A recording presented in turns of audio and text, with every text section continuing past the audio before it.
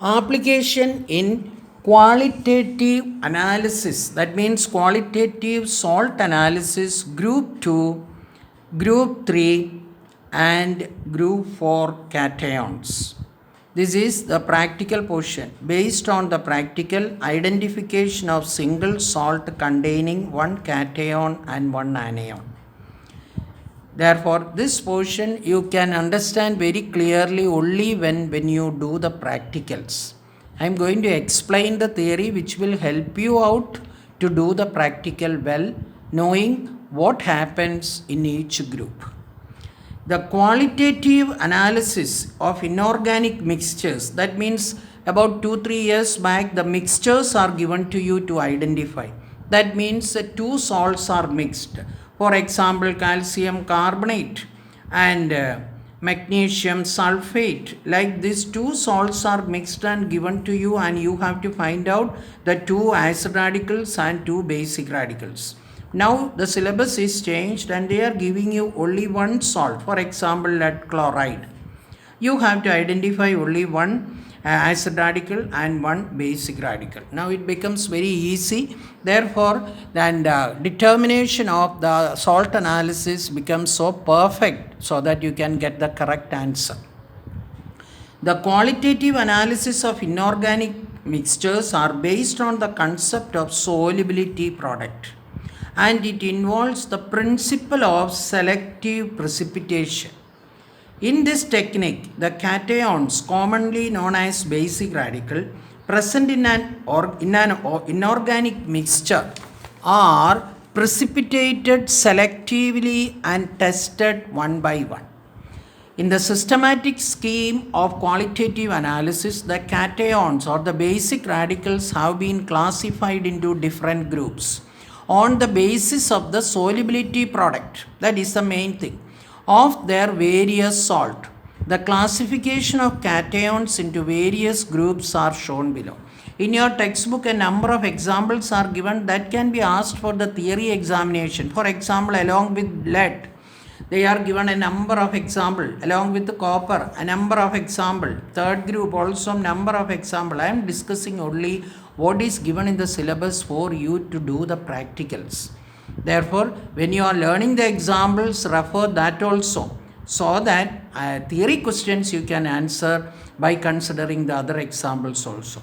These are the practicals. This only you have to do the practical. That means the whole elements or the basic radical that you have to do for the practicals is summarized in the form of a 6 group. First group is only lead, and it is precipitated as chloride by adding dilute hydrochloric acid. You have to prepare an OS. OS means original solution. You just prepare an original solution and add dilute HCl. If there is any lead is present, immediately it will precipitate. And what is the reason for the precipitation? That will be discussed later. And if it is after dilute HCl adding, if there is no precipitate, that means lead is absent. Then you pass hydrogen sulfide. If you get a precipitate of black precipitate, that is copper is present. If there is no precipitate, you boil off H2S and then add ammonium chloride and ammonium hydroxide. If you get any precipitate, means aluminum or iron. If you don't get any precipitate, you have to pass H2S. Then you can get any of the basic radical. If there is no basic radical, no precipitate, then you boil off the H2S.